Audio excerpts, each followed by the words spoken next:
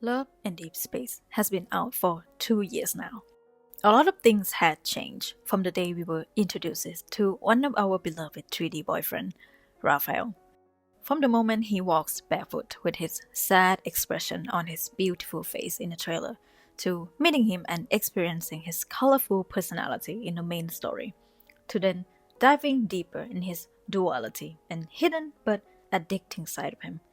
As players, our understanding of his character has developed and changed alongside his own story as well. But, unfortunately, it seems like a big chunk of the fandom, especially those who don't really interact with him beyond his bonds and some early cards, they stay stuck with the early representation of Raphael as a character and never really move on from it. It doesn't really help also that if you look him up, you'll see a lot of edits from early days that got the most views and only represents one side of his character. Now, don't get me wrong, I love this kind of edits. I love this side of him, and I want to bite his stupid face as much as the next person does, but when almost every single fan-made or casual post talking about Raphael, it's always about him being this sassy drama queen, silly baby princess, helpless man child who used weaponized incompetence on MC and is a submissive bottom who only pouts and be anky baby when he doesn't get what he wants. You know how I feel, right? And since it's been a while that I yap about my man, so welcome to another episode of me spreading Raphael's propaganda. In this class, I'm going to explain to you why Raphael is not as baby girl as you think, and why do I personally think that he's actually the most dominant love interest in the game. Let's go.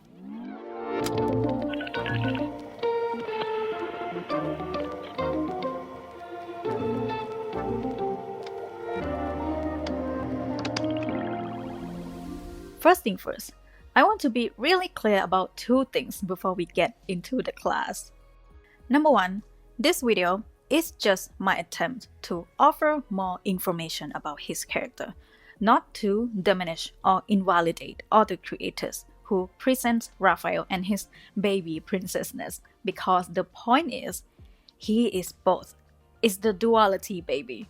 It's just that the information about this side of him is not enough, okay? So, my main intention for making this video is to put this information out on the internet. That's it. And maybe, hopefully, it will get enough attention for people who want to know more about Raphael. And so with that, please don't use this video or what I said in the video as a tool to attack or harass fanfic writers, fan artists, or people who intentionally prefer to see or create Raphael in a submissive dynamic in their fanworks. This is only in the realm of canon. Please leave them alone. Okay, now that is out of the way, let's start the class with what does it mean, actually, to have a dominant personality.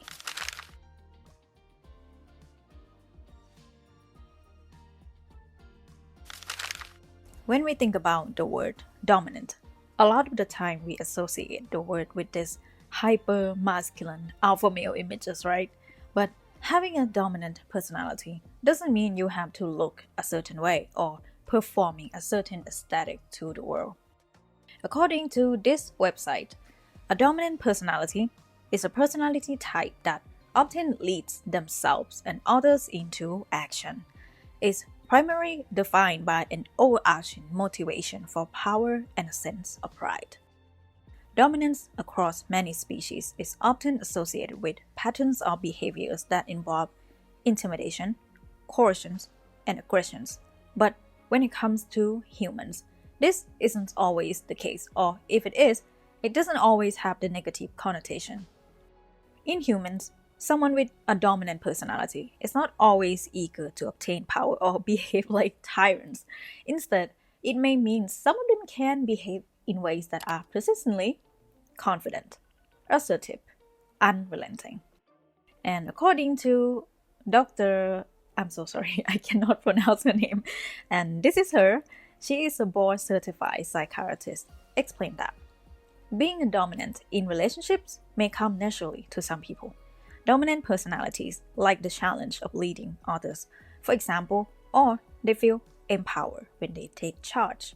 And I want you to keep this paragraph in mind, okay? A dominant personality in a relationship may want to make decisions for you, but they could also encourage and motivate you to action. And from now on, I'm going to use this article that explains 8 different characteristics in a dominant person. It's more focused on the context of workplace relationships, but I think it's perfect for this as I will go to each trait and explain how all of them are pretty much very Rafayel. The first trait of a dominant person is assertiveness and confidence.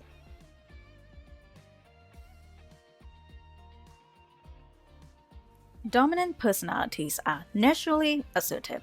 They take control of situations without being asked and tackle challenges head on. They are not easily rattled either. These qualities influence how they lead, and dominant personalities enjoy taking charge. I think I said in his character study video that there's so many traits in Rafayel that make me fall for him. Now, I can't speak for every single Rafayel's main out there, but I do believe his assertiveness is the main reason that makes him so attractive, to me at least. And you wouldn't recognize this trait in him on the first glance or just from few interactions. But Rafayel has always been the I want it, I got it, the go-getter kind of guy from the very beginning. This is the very first interview that introduces him from the game. The first one is from this in-depth interview video, and this answer has already told everything you need to know about what kind of lover he is. The question is, most artists have a high EQ. What kind of person are you in a relationship? Do you prefer to take lead or? A passive, small fish will not only fail to eat the shrimp, but also be devoured by a big fish. Isn't it better to take the initiative to get what you want? And here is another interview. And his answer from the question number 3 really stood out to me.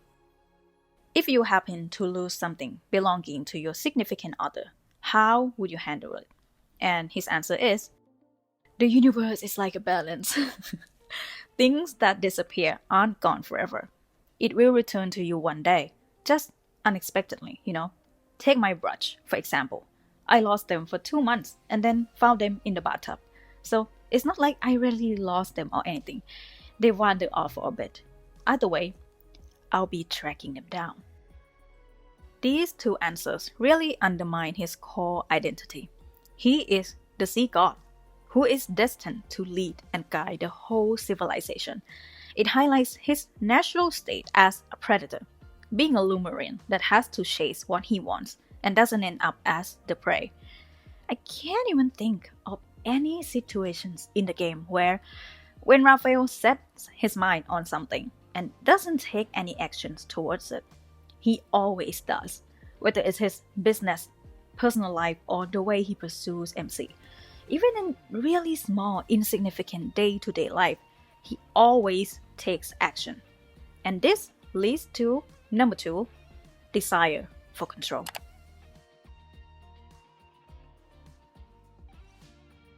This one might be a little bit controversial when we talk about control. Most of us might associate this word with Sane, right? Sane and his struggle with control has always been the main theme for his character. But will you believe me if I told you that Rafayel is actually the control freak love interest? The difference between Rafayel and Sane is that, for Sane, he struggles with taking control of himself, his unstable ego, his own emotions and his routine, his lifestyle due to his profession as a doctor, his own desire for MC and what he wants to indulge in life. And these kinds of control are the lessons that he has to learn to let go. But for Rafayel, it's his control of the situations, the narrative of his own story, the outcome and his work. What is interesting is the game doesn't really punish this controlling tendency of him like they did to Sane. So he doesn't really need to let go of it.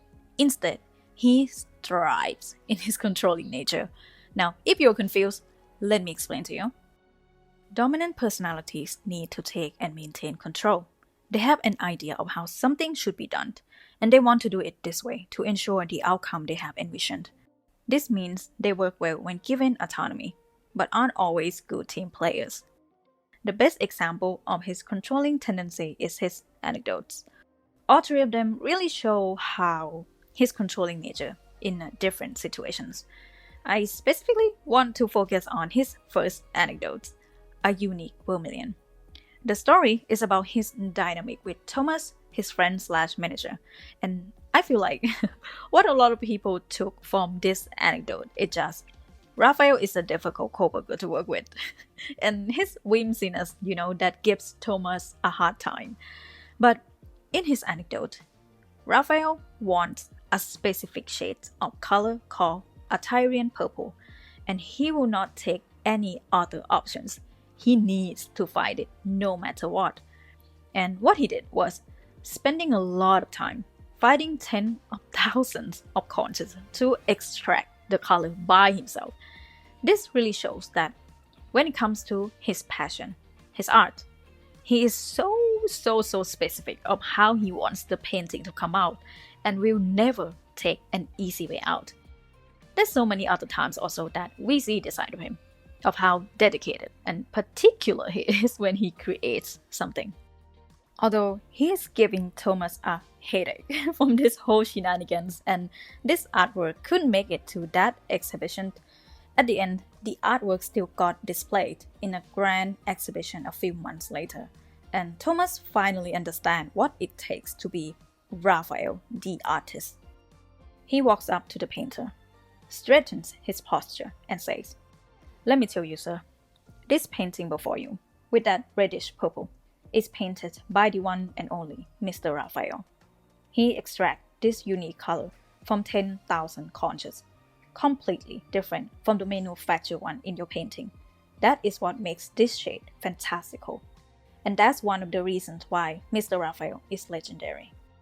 In his second anecdote, it also really shows how good he is at controlling the situation and his reputation in his revenge scheme. It also shines a light on his plan of pursuing MC as well. He is the master of playing the long game. He knows what he's doing and has the whole plan ready in his head. All of his assertiveness, his confidence, and his controlling traits are all out in the open here. And his third anecdote is now focused on one of his revenge before he moves to Lincoln. Also, in his worlds underneath, chapters and main story as well, you can see how calm, nonchalant, and confident he is about his plan. Every single move he makes is meticulous, precise, and fully controlled by his own narrative. I really want to yap about his whole revenge story, but I can't do it here, so maybe another time. Number 3, competitiveness and goal-oriented behavior.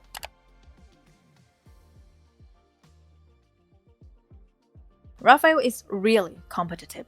I think the most obvious situation of him being both a control freak and a competitive person is no other than claw machines. I know some of you are clenching your fists when I mention Rafayel in the claw machine. I don't think I have to explain much to you here. And also his action in his claw machine cards as well. He wants to be the one getting the plushie to MC first, so he secretly tries to get in himself. The way he tries to learn how to play kitty cards when he sees MC spending time with Thomas and ignoring him. I think it's both jealousy and his competitiveness at play here. Number 4, decisiveness.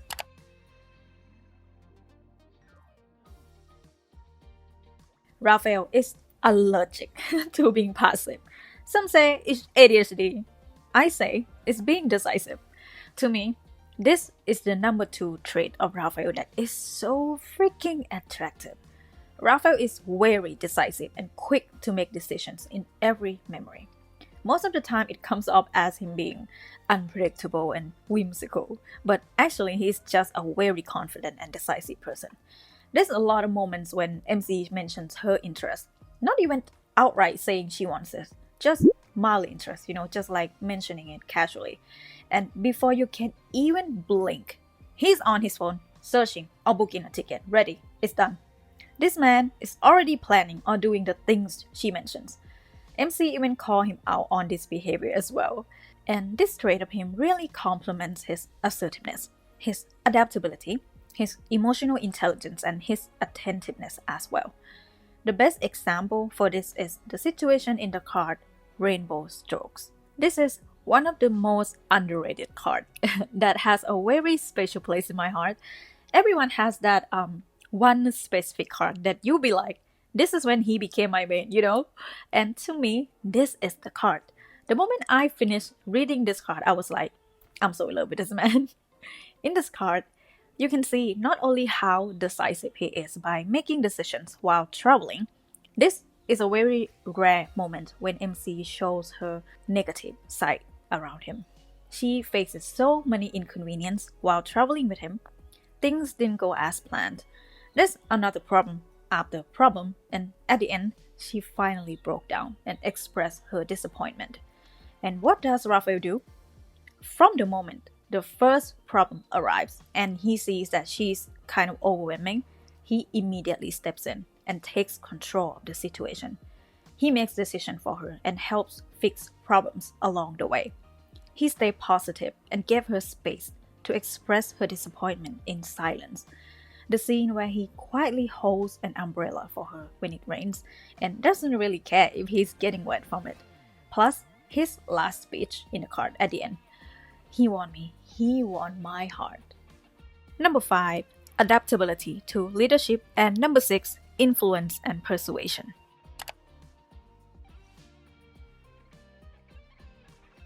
I'm gonna combine these two because it goes hand in hand with each other. Rafayel is a great leader and so freaking good at influencing people around him. Most of the time, you don't even realize that the choice that you made when you are with him, like you think you are the one making decisions or the one who called for the shot, is actually the choice that he picks for you.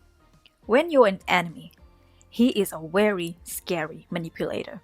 But when you're by his side, he's an excellent leader that enjoys influencing people to make their own choices by his guidance. This trait really shines when he is a teacher.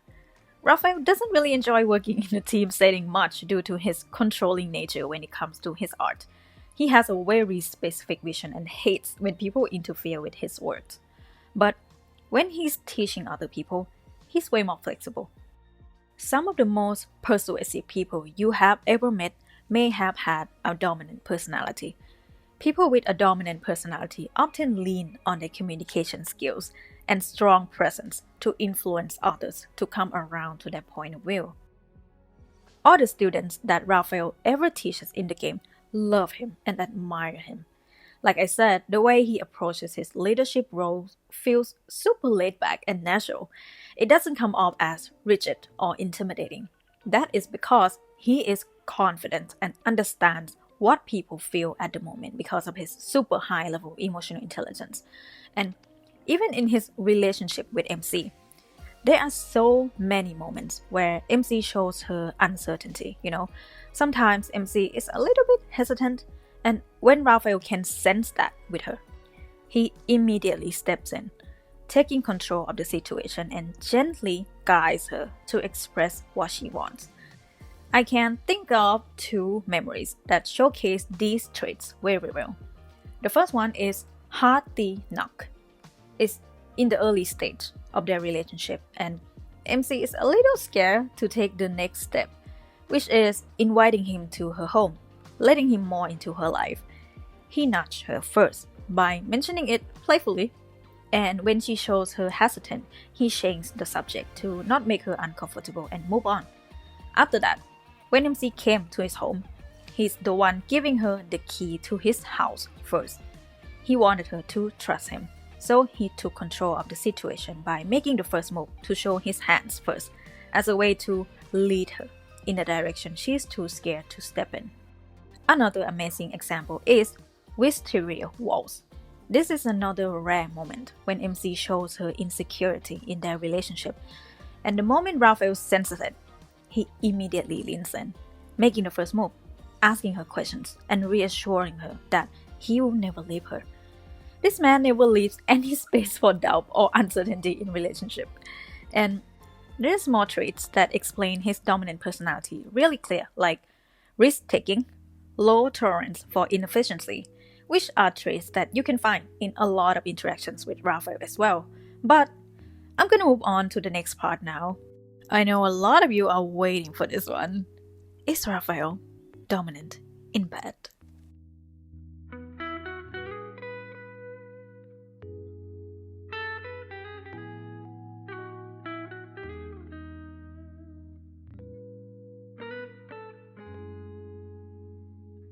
First, I want to explain the difference between being dominant and being a top, because I think so many people misunderstand when this topic involves intimacy. According to this website, love the name by the way, a dominant is someone who takes on the role of power, control, and authority in a BDSM relationship or scene. They are responsible for setting boundaries, establishing rules, and guiding the submissive partner through the experience. Dominants often have a deep understanding of their partner's desire and limits, and prioritize consent and communication above all else. A top, on the other hand, is someone who takes on the role of giving sensation, pleasure, and stimulation to their partner. While tops may also exhibit dominant traits, their primary focus is on the physical aspects of the scene, such as impact play, sensation play, or bondage. Tops do not necessarily have the same level of authority or control as dominants, but they play a crucial role in fulfilling their partner's desires and needs. One key difference between dominants and tops is the level of control and authority they hold in a scene. Dominants are typically in charge of the overall dynamic and decision-making process, while tops focus more on the physical aspect of plays. Additionally, dominants often have a deeper emotional connection with their submissive partners, whereas top may engage in more casual or just one-time plays scenarios. Now, coming back to Rafayel, some of you might argue that being dominant in day-to-day life does not mean that he will be dominant in bed, and with that, yes, I agree. But I'm gonna start with a hot take that Rafayel does not care about the BDSM dynamic. From my own interpretation of him in all of his spicy content, I think when it comes to intimacy with Rafayel, the lines are pretty blurry. One moment you're the one giving him pleasure, the next moment he flips you over and takes control. So, whether he is canonically top or bottom, I don't think he cares. Spicy time with Rafayel always prioritize emotional intimacy above all else. But one thing for sure, he's always ended up being the one in charge, the one who decides what to do next. If we take a closer look at all of his spicy cards, almost all of the cards always start with him in a position or situation while he's more quote-unquote vulnerable. Like he's almost at her mercy or something.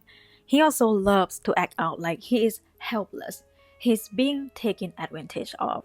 And he even says it out loud sometimes. It's kind of funny, like he really wants her to believe that, you know what I mean? But well, what happens next? When MC finally fell for his trap, when he is certain that she wants him, she can't escape now. He immediately turns the table. Every single time, it resembles how a siren lures their prey with its beautiful, ethereal, harmless appearance, beautiful voice, singing, asking you for help. And then, boom, before you know it, you're gone. It's beautiful. Another thing I want to point out is that normally you would think when someone is insecure, scared, or not really confident in a relationship that they have, they will usually prefer to be the one in control, to feel safe. And then they start to let go once they are secure, right? It's the opposite of Rafayel. The best example for this is his ebb day. Ebb day is the time when Lumerians are at their weakest, right? And from these three memories, it's really show how Rafayel's behavior changed in three different states of his ebb day with MC. In his Bond story, Ebb and Flow, Raphael is really scared to let her see his weakness. This is the first time MC ever sees him during his weakest stage. He feels helpless. He is not in control. And you can see here that when he is the most insecure, he really leans into his quote-unquote submissive side, calling her master, telling her she can take advantage of him right now. But when MC reassures him that she will never hurt him or do something with him like that and promise to take care of him all night, he gains confidence. He trusts her more. Then the recent 5-star card, Rising Tide. I believe this is the second time that MC takes care of him during his ebb day. MC still seems unsure of how to properly take care of him. She did a lot of research, preparing stuff for him, and Raphael shows her more about his conditions of the ebb day, like losing senses to see colors, his heightened needs for pleasure, and other things. In this card, you can see that Raphael is way more confident here. He knows that MC will never hurt him, so he's more assertive, more direct with her. He's going back to his own tricks, pretending to be weak and then cornering her. But MC's still a little bit hesitant because this whole thing is still new to her. They have a little conversation before the Kindle scene, and Raphael even kind of warns her because he also wasn't sure how much she can take from his need. But when MC told him that, I'm not scared, bring it on, I think this was the green light for him. And in his secret time, Eventide recitative, I think this is his ebb day after the 5-star card. He is secure. She is secure. They know what they're doing. They know each other's limits now. They know how far they can go on his ebb day, and they know how much they can take from each other. I can't really explain what happened in this secret time here because I want to keep this video PG. I don't know if it's too late, but if you haven't listened to it yet, go check it out and see for yourself.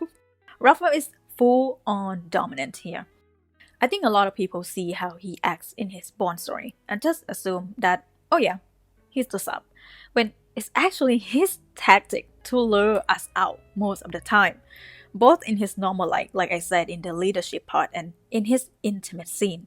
He always uses his own vulnerability as a way to lead her, to show her first that, see, I'm showing my weakness right now. I will submit myself to you. Come closer. Come take care of me. Come into my trap. So yeah, conclusion for this segment. Is Raphael a top or bottom? I would say switch. But is Raphael dominant in bed? My answer is canonically, yes. Moving on to the last part. Why is Raphael the most dominant love interest?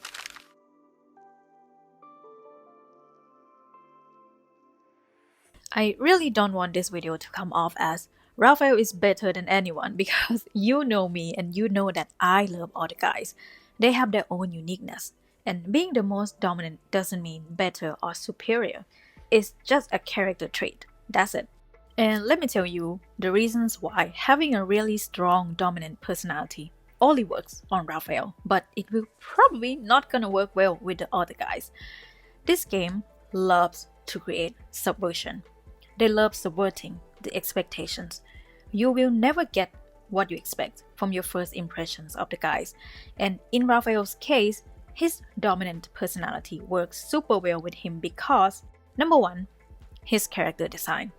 Raphael has the most soft and feminine appearance out of all the guys. His aura is more enchanting rather than imposing or intimidating, like let's say Silas or Caleb. His soft appearance, his soft voice, his elegant demeanor allow him to be really direct, expressive, and assertive without coming off as aggressive. And it worked. It went completely under the radar till this day that I have to make a video pointing this trait out right now. Number two, his backstory and his identity as a 𝒂𝒂𝒂𝒂𝒂𝒂🡪. Being a 𝒂𝒂🡂 really him to be really in touch with emotions. He learns to regulate his emotions from a very young age. He has the level of emotional intelligence that no humans could ever compare. On top of that, his bond with MC allows him to sense her emotion and understand what she feels as well. He is taking advantage of the bond and makes decisions for her, leads her to where she needs to go without coming off as bossy or controlling. If somebody without a bond or somebody who doesn't have high EQ like him decides things for her all the time as much as Rafayel did, it will never work. And number 3, MC's personality. I think this one is the most important reason why his dominant traits work so well with the dynamic. Rafayel's MC, and maybe this is just me projecting as a Rafayel main, but I would say is the most reserved out of all MC. She's not as feisty and loves being in charge like Silas MC, not as good at demanding what she wants like Caleb's MC. She's not as expressive and cheerful as Saint or, let's say, Xavier's MC. She's more dense and likes to deal with things on her own. She loves to keep things to herself most of the time. So when Rafayel is an enthusiastic and assertive one in a relationship, it makes the dynamic feel balanced in a way, And again, let me be clear, it's not less attractive at all to be a more passive one in a relationship, especially with their differences in their personality and their backstory, right? Take Saint, for example. If someone like Saint, who's already struggled with control of his own life, he had a hard time expressing his affection towards MC, and how he normally lives his life, super strict, super disciplined.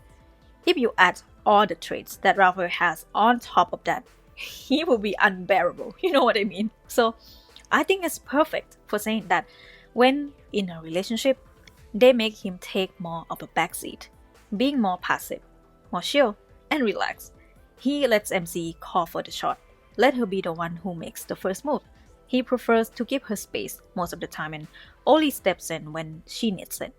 It works for both of them. I would say though, one trait that they all have in common is confidence. They are all very confident men and know what they want. All of them. So yeah, all the guys did possess some dominant traits in them, but not as max level as Rafayel does due to all the things I said. Also, having this kind of personality comes with its pros and cons. For Rafayel, he also has his own flaw with being a really dominant person. Sometimes he can be really impatient. When he wants something, he needs to have it now. And combined with his assertiveness, he's not scared to express his dissatisfaction or demand something from you. To some people, that is annoying traits to have, And with how quick he is at making decisions and taking actions, sometimes he can be really unpredictable. If you're someone who prefers to plan things and don't really like change, you're gonna hate him for this. So yeah, if after all of this, you still feel like, I can't see it, from now on, I want you to go read any of Rafayel's cards and count how many times each trait of his dominant personality that we talk about in this video shows up. Because I promise you, you'll be surprised. Especially in the AU setting, where there's nothing holding him back from showing his full personality to MC. It's funny also that some people are surprised that and say it's out of character for him to be this dominant. Rafayel is not like this. Like, no, that is the most raw version of him though. If you want me to recommend, go read his summer card. Yeah, that MC carrying Rafayel card.